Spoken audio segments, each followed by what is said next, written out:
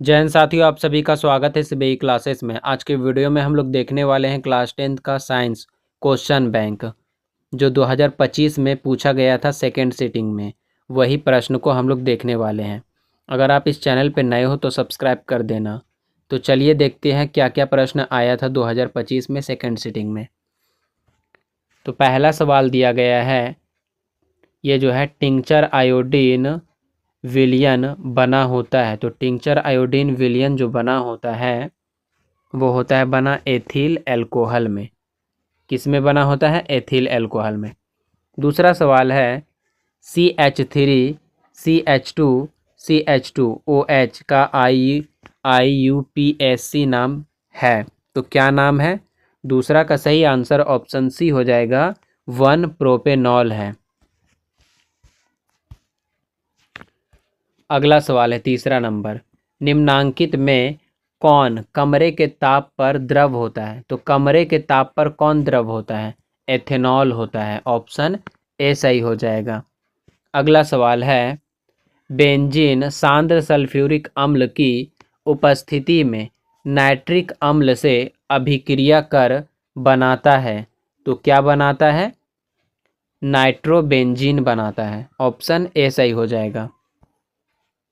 अगला सवाल है, निम्न में कौन यौगिक ईंधन के रूप में इस्तेमाल किया जा सकता है?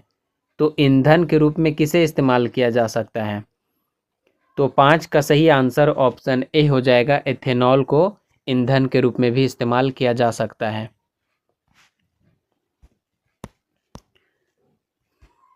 छठा प्रश्न है, निम्न में कौन सा समूह डोबेराइनक त्रिक बनाता है?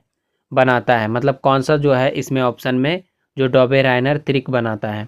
तो यहाँ पे ऑप्शन सी जब आप देखोगे, डोबेराइनर जो है 3 त्रिक ही दिया था, उनमें से एक ये जो है CASRBA, ये एक त्रिक है उनका।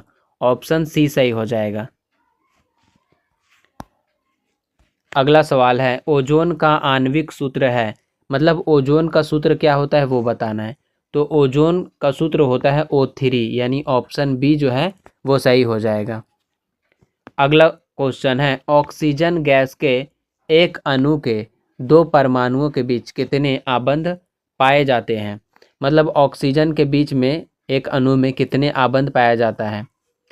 तो कितना आबंध के साथ वो जुड़ा होता है? 2 आबंध के साथ जुड़ा होता है। ऑप्शन बी सही हो जाएगा।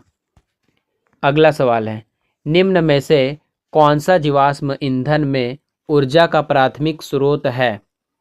तो ऊर्जा का प्राथमिक स्रोत जो है सूर्य है। ऑप्शन सी सही हो जाएगा।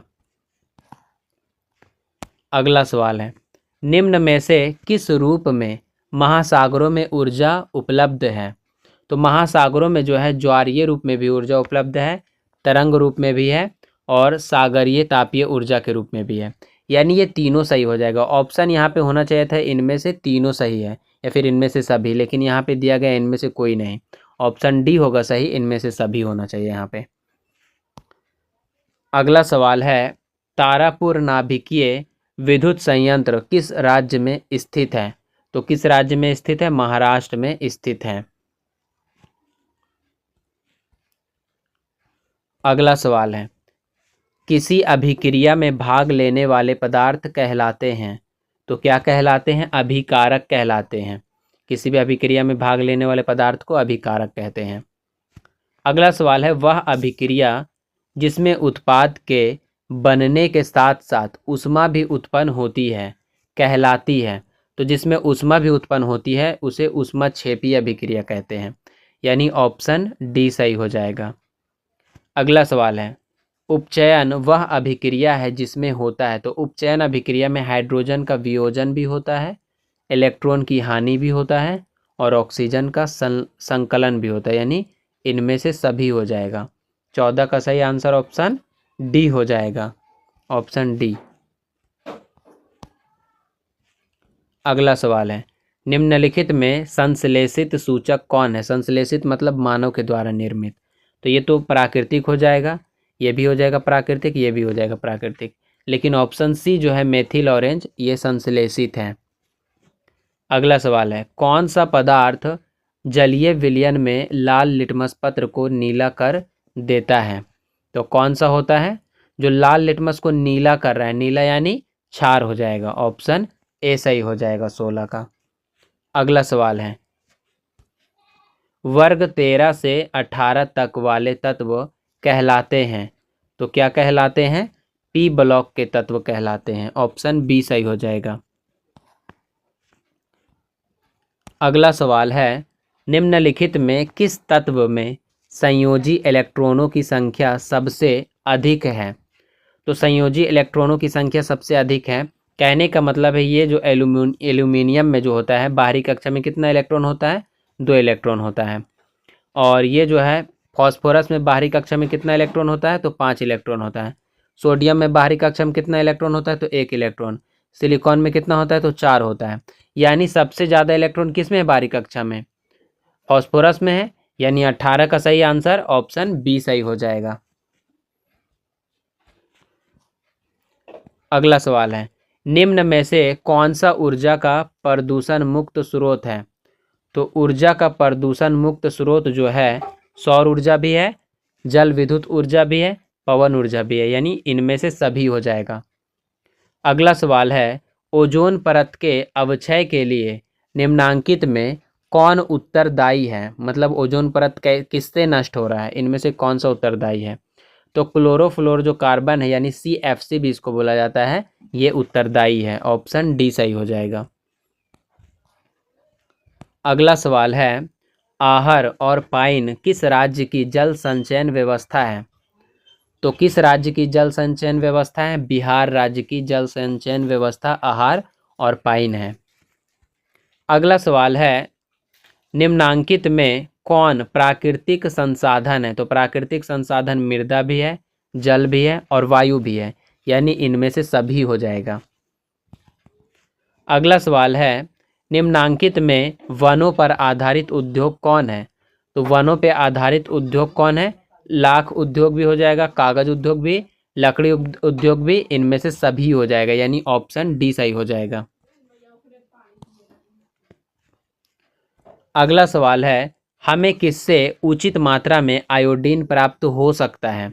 तो आयोडीन उचित मात्रा में नमक के द्वारा प्राप्त हो सकता है, यानी ऑप्शन बी सही हो जाएगा।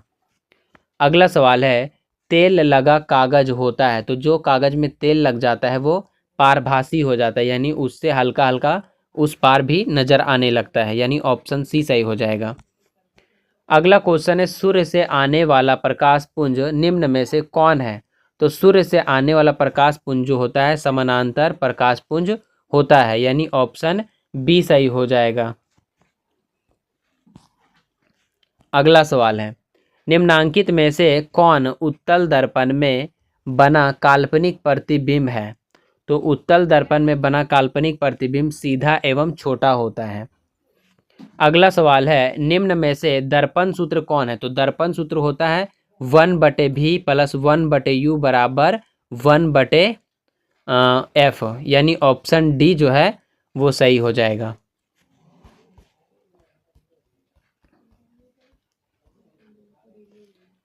अगला सवाल है, आभासी प्रतिबिंब कैसा होता है? तो आभासी प्रतिबिंब जो होता है सीधा होता है। अगला सवाल है, निम्न में से किस दर्पण की फोकस दूरी धनात्मक होती है? तो किस दर्पण की फोकस दूरी धनात्मक होती है? उत्तल दर्पण की। अगला सवाल है, निम्नलिखित में से कौन उत्तल दर्पण की फोकस दूरी है जिसकी वक्रता त्रिज्या 32 सेंटीमीटर है? तो 31 का सही आंसर ऑप्शन डी हो जाएगा, 16 सेंटीमीटर। अगला सवाल है, निम्न में से आवर्धक शीशा कौन है?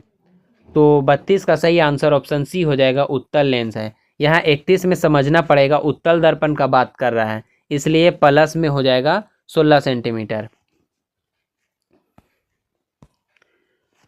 33 नंबर, हार्मोन जो किशोरों में यौन अवस्था के लक्षणों को नियंत्रित करता है वह है, तो वह क्या है?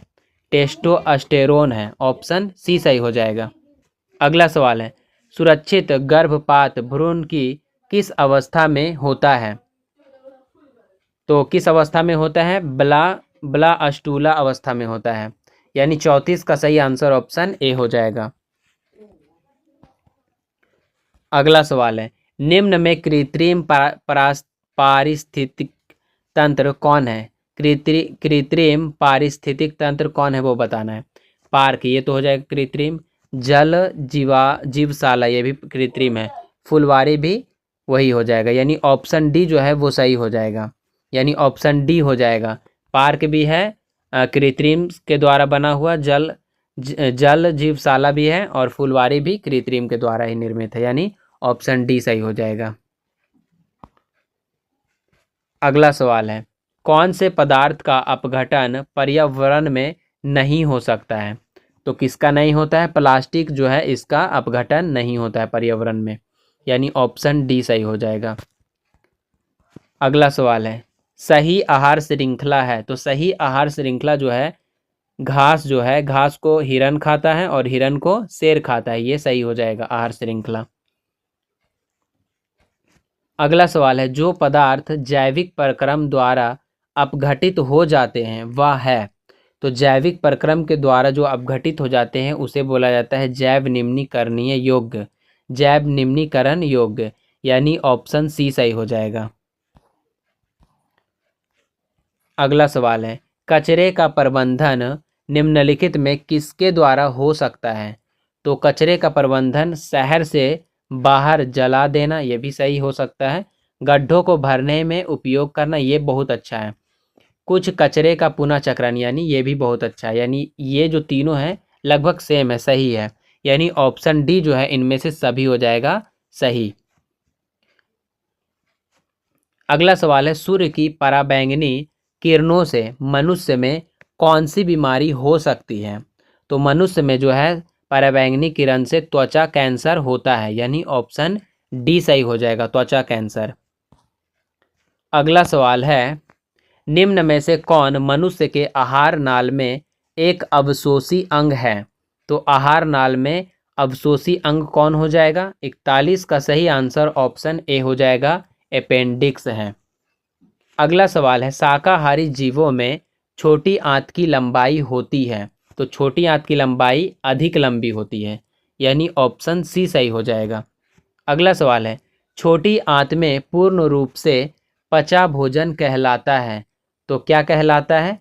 43 का सही आंसर ऑप्शन बी हो जाएगा, चाइल्ड कहलाता है। अगला सवाल है, मूल रोमों के द्वारा जल का अवशोषण किस विधि द्वारा होता है? तो किस विधि द्वारा होता है? प्रासरण विधि द्वारा होता है। अगला सवाल है, उच्च रक्तचाप की अवस्था को कहते हैं, तो क्या कहते हैं?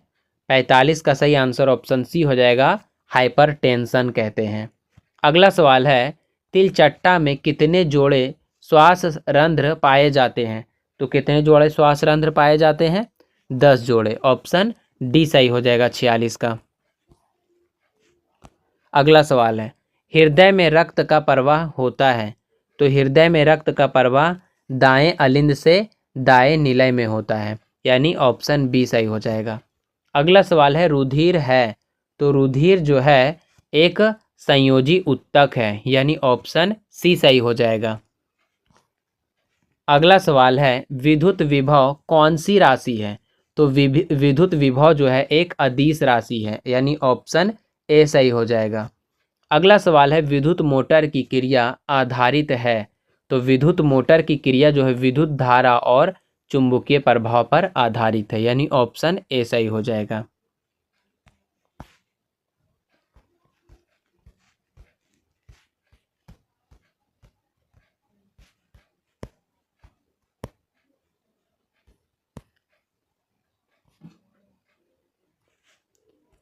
अगला सवाल है, निम्नलिखित में से किससे प्रेरित धारा को दिशा प्राप्त होती है?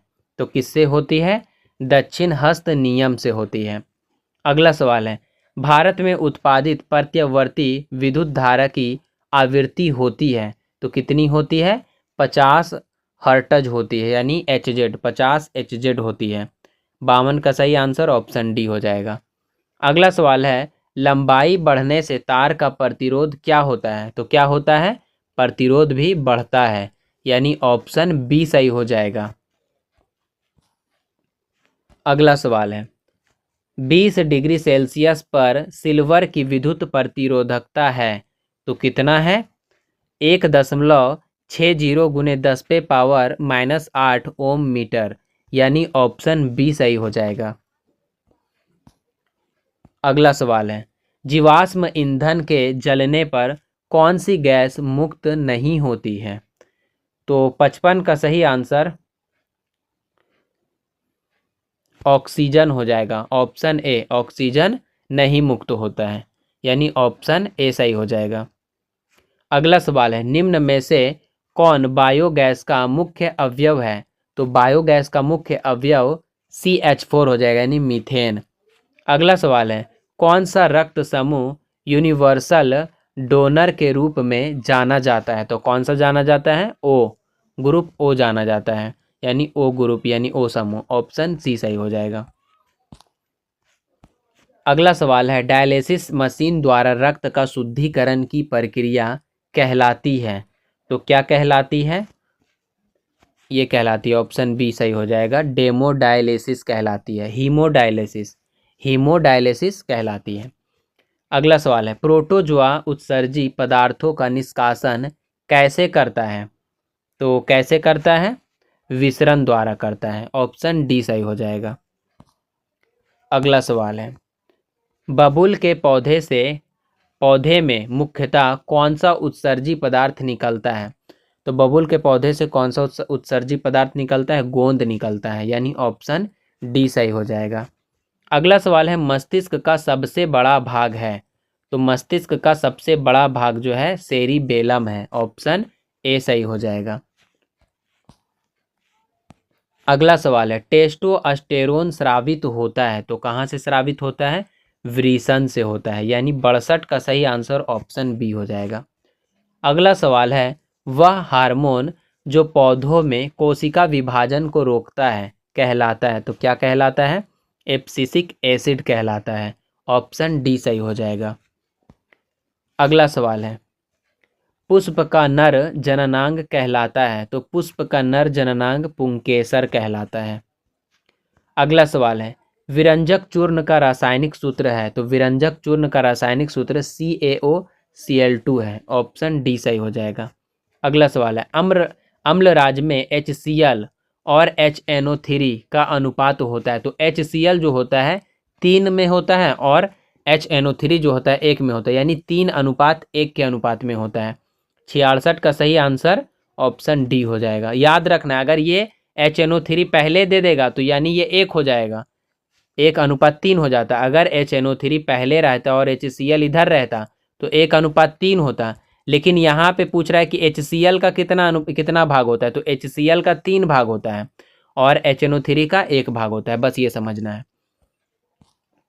अगला सवाल है, PbOH किस प्रकार का लवण है? तो किस प्रकार का लवण है? क्षारीय लवण है। ऑप्शन डी सही हो जाएगा, क्षारीय लवण। अगला सवाल है, अमोनिया के एक अणु में नाइट्रोजन एवं हाइड्रोजन के परमाणुओं का अनुपात होता है? तो 68 का सही आंसर ऑप्शन ए हो जाएगा, 1:3 होता है। अगला सवाल है, निम्नांकित में कौन सबसे अधिक अम्लीय ऑक्साइड है? तो अधिक अम्लीय ऑक्साइड कौन हो जाएगा? SO2 हो जाएगा, क्योंकि यहाँ पे देख रहे हैं सब धातु का ऑक्साइड है, लेकिन ये जो है अधातु का ऑक्साइड है, यानी ये अम्लीय ऑक्साइड हो जाएगा। अगला सवाल है, निम्नांकित संकेतों द्वारा व्यक्त तत्वों में कौन धातु है? तो ये जो है नीचे वाला ये परमाणु संख्या बता रहा है, कोई भी धातु का ये परमाणु संख्या, और ऊपर वाला परमाणु द्रव्यमान बताता है। तो यहाँ पे आपको देख के बताना है कि कौन धातु है। तो यहाँ पे 8 जो है ऑक्सीजन का परमाणु संख्या होता है, यानी ये धातु नहीं है। ये जो 9 है ये शायद ये भी धातु नहीं होगा, ये फ्लोरीन का कुछ होता है, फ्लोरीन का, तो ये भी धातु नहीं होगा। उसके बाद ये जो है 12, ये जो है 12 होगा, ये 12 होता है एल्यूमिनियम का, शायद सोडियम मैग्नीशियम का होता है। 12 किसका होता है? मैग्नीशियम का होता है। और यहाँ पे 6 जो है ये कार्बन का हो जाएगा। यानी यहाँ पे हम लोग देख रहे हैं जो ऑप्शन सी है ये जो है धातु प्रदर्शित कर रहा है। क्या प्रदर्शित कर रहा है? धातु, क्योंकि 12 जो होता है परमाणु संख्या सोडियम मैग्नीशियम का होता है। मैग्नीशियम का होता है 12 और सोडियम का होता है 11।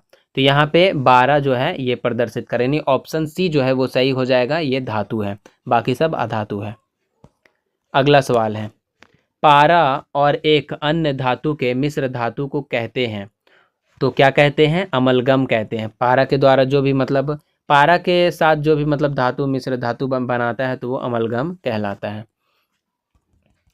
अगला सवाल है, निम्नांकित में कौन कार्बन का अपर रूप है? तो यहाँ पे हीरा, फ्लोरीन और ग्रेफाइट ये तीनों ही कार्बन के अपर रूप हो जाएगा, ऑप्शन डी सही है। अगला सवाल है, कौन सी लेंस में वास्तविक एवं आभासी दोनों प्रकार के प्रतिबिंब बन सकते हैं? तो किसमें दोनों प्रकार के प्रतिबिंब बन सकते हैं? उत्तल लेंस में, ऑप्शन ए सही हो जाएगा। अगला सवाल है, श्वेत प्रकाश में कितने रंग होते हैं? तो श्वेत प्रकाश में 7 रंग होते हैं। अगला सवाल है, श्वेत प्रकाश का कौन सा रंग किसी प्रिज्म से गुजरने के पश्चात सबसे कम झुकता है? तो सबसे कम जो झुकता है लाल झुकता है, ऑप्शन बी सही हो जाएगा, सबसे कम ये झुकता है। अगला सवाल है, निम्न में से कौन पुतली की साइज को नियंत्रित करता है? तो पुतली की साइज को परितारिका नियंत्रित करता है, यानी ऑप्शन सी सही हो जाएगा 76 का। अगला सवाल है, निकट दृष्टि दोष में किस लेंस का प्रयोग होता है? तो निकट दृष्टि दोष में जो है अवतल लेंस का प्रयोग होता है, यानी 77 का सही आंसर ऑप्शन सी हो जाएगा। अगला सवाल है, निम्न में से कौन किसी कुंडली का प्रतिरोध ज्ञात करने का सूत्र है? तो 78 का सही आंसर ऑप्शन बी हो जाएगा, R बराबर V बटा आई, R बराबर V बटा आई। अगला सवाल है, प्रतिरोध का SI मात्रक है, तो प्रतिरोध का SI मात्रक ओम होता है, ऑप्शन डी सही हो जाएगा। अगला सवाल है, निम्न में से कौन विद्युत ऊर्जा का व्यापारिक मात्रक है? तो विद्युत ऊर्जा का व्यापारिक मात्रक जो है यूनिट है, ऑप्शन बी सही हो जाएगा। तो आज का वीडियो यहीं तक समाप्त होता है। अगर आपको इसका PDF चाहिए तो टेलीग्राम चैनल का लिंक डिस्क्रिप्शन बॉक्स में है, वहाँ से आप लोग टेलीग्राम से इसे डाउनलोड कर सकते हो।